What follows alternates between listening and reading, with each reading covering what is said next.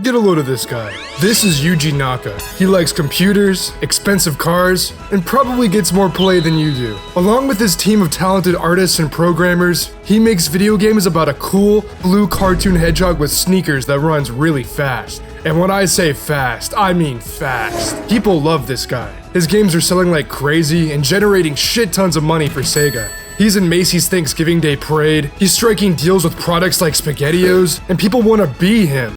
What more could a mascot character ask for? He's even friends with Michael Jackson. It's 1994. And Naka's team just dropped Sonic & Knuckles on the Sega Mega Drive, also known as the Sega Genesis. This was the long-awaited second half of Sonic 3, and as this really cool box art explains, it's got that lock-on technology, meaning you can link it up with Sonic 3 to create the ultimate video game experience. Now, this is all Sonic 101. Y'all are smart, I get it. I graduated high school as well. But did y'all know that in a special aired only one day before the release of Sonic & Knuckles, MTV locked up 25 children in Alcatraz to play it in a video game tournament? This is MTV's Rock the Rock. Stay tuned.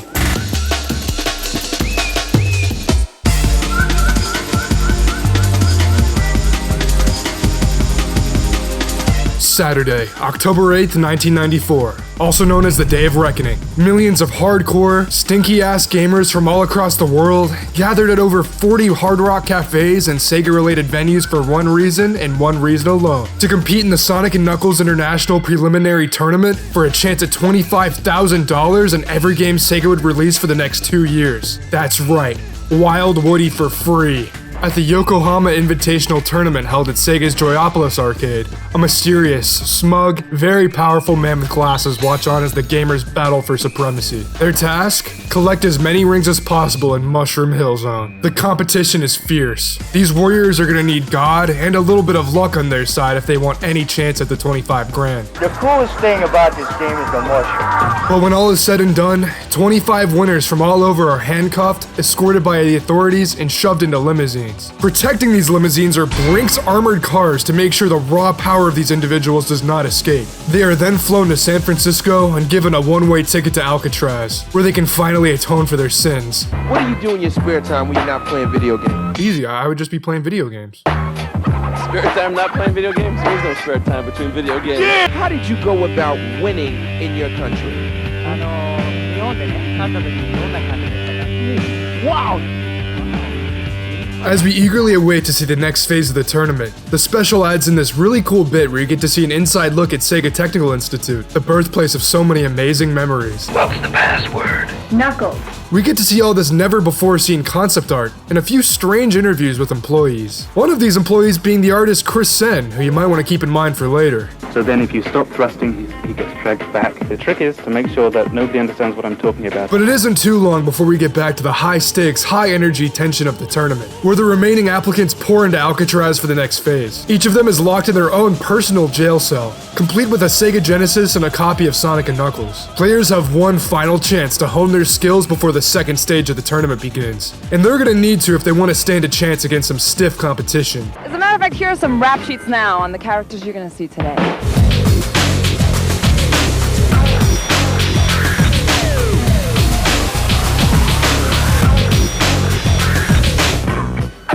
Can you believe this? These are the original cells of Alcatraz. Isolated from the outside world and with everything to prove, they start cooking. Losers will face the electric chair.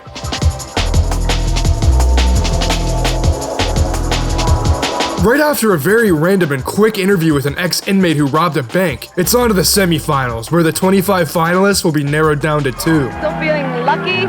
Yeah. At least he feels lucky. It's a fierce battle. Wills are broken, dreams are shattered, and each game buster fails one by one until 2 are left standing. On one corner we have the underdog Mark Guinan from Massachusetts, and on the other corner we have Chris Tang, the demon from San Francisco. If you know anything about Chris Tang, then you know it's gonna be a massacre. Just 4 years ago, Chris Tang competed in the 1990 Nintendo World Championships, coming out on top as the city champion of Los Angeles. I don't know about y'all, but if I was Mark, I'd be absolutely absolutely shitting myself. The two finalists climb into a containment chamber so the raw power of their video game playing doesn't cause a Chernobyl-level catastrophe. It's here, right before the final round starts, that the whole world first discovers the wonders of lock-on technology. You can play not only Knuckles on his own, but you can lock on other Sonic games and create new levels of play. With the blow of an air horn, Mark and Chris begin their frantic search for rings on Launch Base Zone. Minutes go by, and it looks like these guys are neck and neck. And before you know it, the final 10-second countdown starts.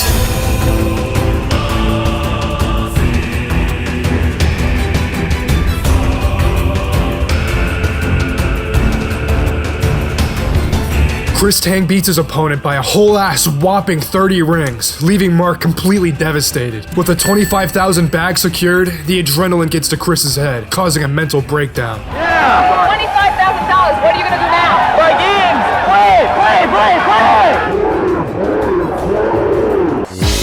Excellent. Enter your name. Right after, Chris was taken to Sega of America's headquarters for a special conference, where he was given a large novelty check from the company's CEO Tom Kalinske. And would you look who decided to show up? If you're wondering what happened to Chris Tang after this, he ended up having a career at Capcom, working on and translating a ton of games over the years. I think you know you've made it when you're in the Dino Crisis special thanks section. But what's next for Sega after sending gamers to a high security prison? That's right, we're talking about the Sega Saturn, baby. It's got 32 bits and CDs, and it's got polygons. But how is our favorite little blue bastard gonna adapt to this new world? Gee, for the love of God, I hope he doesn't have a Rocky jump to the third dimension. And what is this video I found of Michael Jackson in a spaceship in this cool ass t-shirt? All of that and more coming up.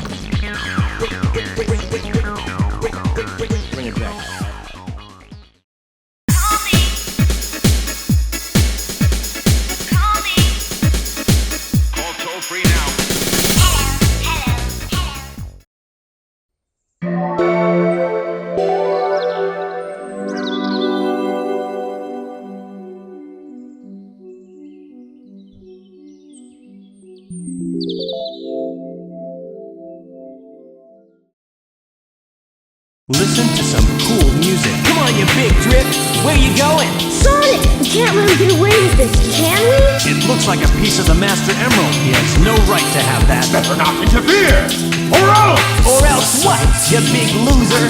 You know how I feel about the Sega Saturn, it's cool as hell. Hey there, babe. It's got Fighters Mega Mix, Radiant Silvergun, Baku Baku, Sakura Wars, this sick game where you fly around on a dragon, and just an endless amount of mysterious and fascinating stuff that would take a lifetime to go through. Look at this cool video I made. But you may be wondering, what was our fast blue friend doing in all this? Crash Bandicoot was talking mad shit outside and he didn't do a single thing about it. Throughout the entire Saturn's lifespan, Sonic didn't have a single mainline game, ultimately just releasing a few spin-offs. Sonic Team at the time was a little busy expanding their horizons, creating fresh new IPs like Nights into Dreams and Burning Rangers. This left Sega Technical Institute to figure out how to proceed with Sonic, and they definitely did their best. What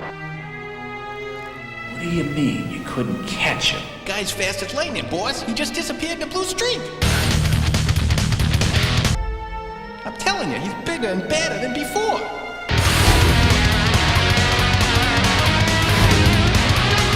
It's common knowledge by now that there was going to be a big Sonic game on the Saturn called Sonic Extreme. Most people know it was cancelled due to a terrible development cycle full of poor design choices, strict deadlines, and bad internal politics. But did you know it started out as a Sega 32X game called Sonic Mars, where Sonic looked like he was bugging out? Yuji Naka apparently looked at this game pitch, flexed his rock-hard abs, pushed up his little glasses, and told the team to literally go kill themselves.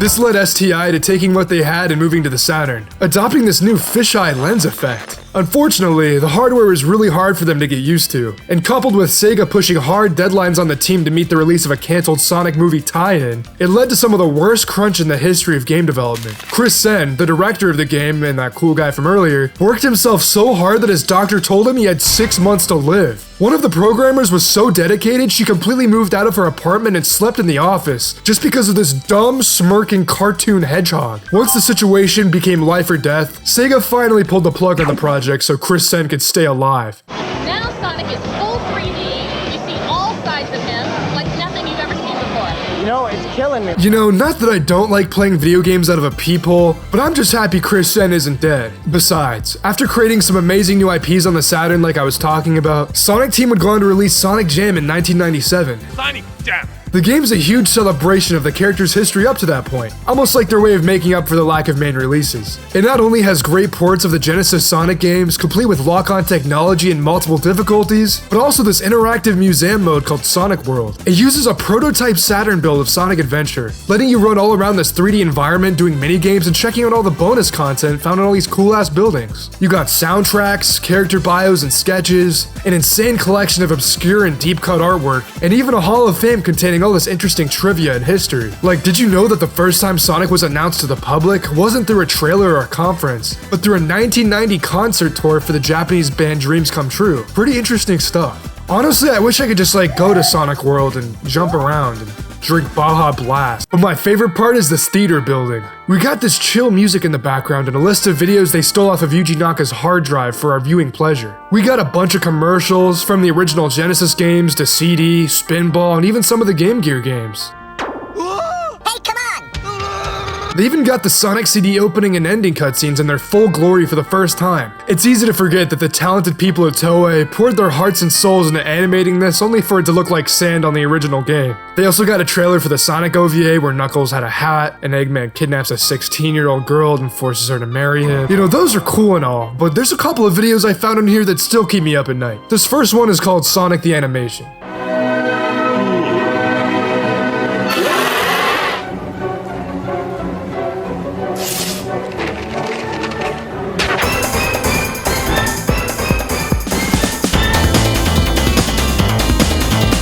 Also known as Sonic Man of the Year by fans, it's this mysterious little animated short about Eggman getting so mad that everyone likes Sonic so much that he puts on a Sonic costume complete with rocket shoes to ruin his reputation. It's got cool music from Sonic CD, Eggman in comfy little pajamas that they actually reused in the animated shorts for Mania, and this really cool mix of CG with really expressive Western-style 2D animation that gives the short such a fun and nostalgic vibe. It ends with a to-be-continued splash screen despite not having any kind of continuation, which makes me kind of depressed.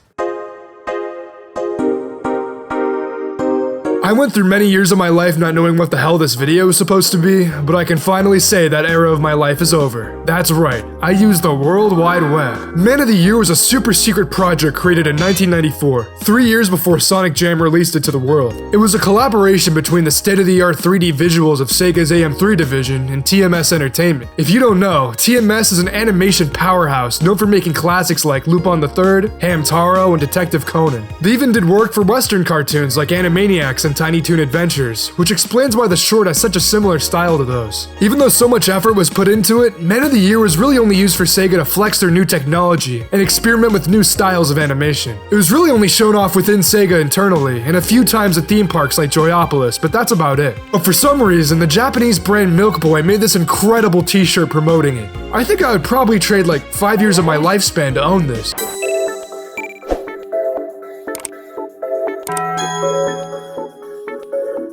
But there's still one more Sonic Jam video I gotta talk about, an equally mysterious animated short called Sonic Ride. It opens with a splash screen that translates to unreleased video clip. We fly through this vaporwave casino world with jazzy music, before being shown this goofy ass model of Sonic running around Green Hill. We get some crazy Sonic based POV shots that kinda make me feel nauseous, but in a good way. The way he jumps off of springs and runs through loop-de-loops is just full of the exaggerated swagger of a cartoon hedgehog. We even get to see our boy Eggman at the end, who does a little spin and gets crushed by a giant cartoon wave.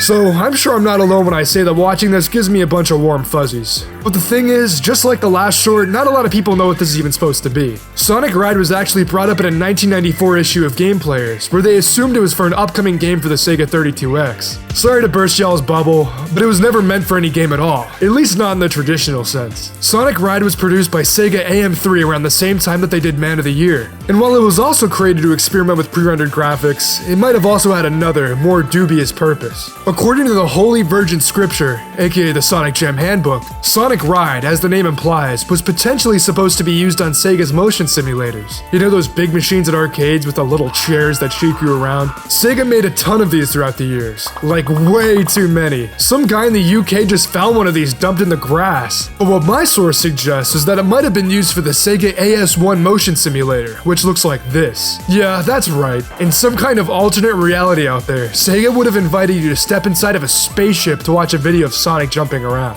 We were truly cheated out of that wonderful experience. While it's unknown if Sonic Ride was ever fully implemented on the AS1, your boy did dig up some crazy stuff about the machine. It was created around 1993 and deployed at Sega's amusement parks all across the world, but only 3 ride films were ever actually developed for it. There was Mugo, Megaopolis, Tokyo City Battle, and last, but certainly not least, the coveted Michael Jackson and Scramble training ride. You see, it's all coming together now. Players would be taken on a journey into space, tasked with shooting down any and all obstacles that stand in their way, with the Michael Jackson as their guide. But the good times don't last forever. After MJ's 1993 abuse allegations, Sega's partnership with him would end. This would not only cause all later releases of Sonic 3 to replace Jackson's composition with eerie clown noises, but also remove his appearance from Scramble training entirely. The full Michael Jackson version of the ride was thought to be lost forever, only seen in small glances across the internet. However, it would eventually resurface on one fateful day in December 2022, only 1 month ago at the time of this recording, after a tape with a recording of it was found just sitting around at a garage sale. The footage in question is nothing short of spectacular. Welcome everyone to Scramble Training. AS1 scanned and confirmed loading point. Roger. Release linkage. We're not going to make it. Watch out! Confirm hostile. Approaching. I have a lock. Fire! Oh no. We're losing the runway. Bring her back. I can only imagine what it must have felt like to step into a Sega-branded shuttle, only to be greeted by Michael himself, the king of pop and Sonic's #1 fan. You have earned your space pilot's license. Congratulations, pilots. And please come again soon. Goodbye. Congratulations! Congratulations! Congratulations. Congratulations! Congratulations! Congratulations! Congratulations. You don't know how to play for shit. So why have I beaten all the other ones, huh? Cause it's fucking Sonic.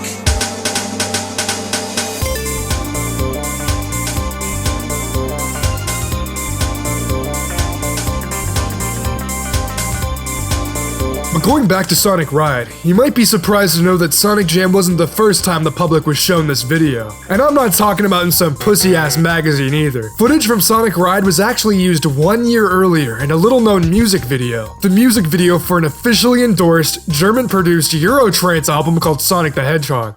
They call me Sonic, 'cause I am fast. We've officially gone down the rabbit hole. In 1996, the German-based arcade music company partnered with Sega to create an 11-track CD, with some tracks based on zones from the actual games, and others completely original. The album had 4 composers, with German radio presenter Andrea Husak on those crazy nightcore vocals. They were on some serious shit when they made this. I'm not exactly sure how much of these songs I can play on here without YouTube literally murdering me, so let's look at the box for the time being. Keen Sonic lore masters will probably notice right off the bat that the cover art is ripped straight from Sonic Chaos on the Game Gear. We can also see that the disc not only includes 11 hot Euro dance tracks, but a Sonic video and a demo for the PC port of Comic Zone. This Sonic video is that batshit insane music video I was talking about earlier, using footage from Sonic Ride and Sonic 3 and Knuckles. It's for the most iconic track on the album, They Call Me Sonic. Just listening to the song makes me break out in a cold sweat and want to go to bed early, so I knew that I had to share it with more people. There isn't a lot of information about this album out there that I could dig up, but regardless, it's an interesting little piece of history that I didn't know about until researching for this video. But Sega, of course, wasn't done with their musical partnerships quite yet. Let's skip ahead about 9 years, to the holy year of 2005.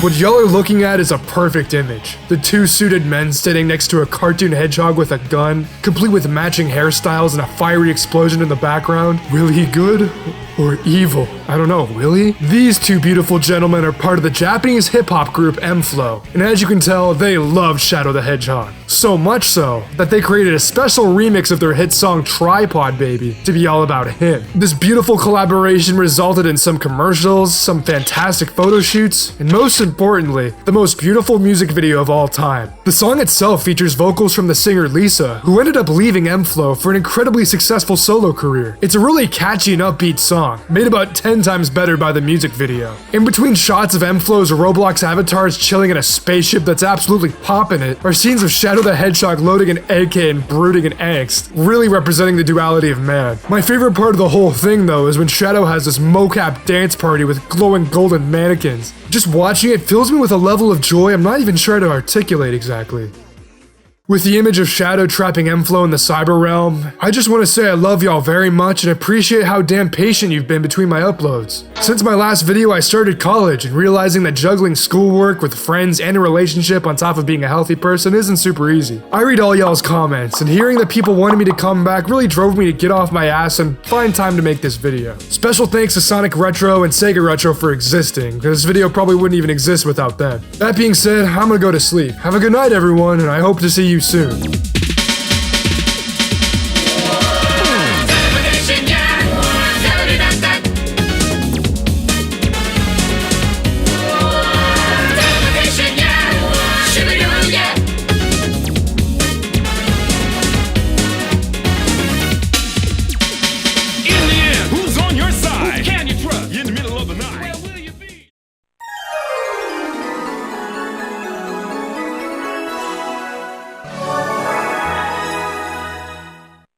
Do you like Sonic, Mr.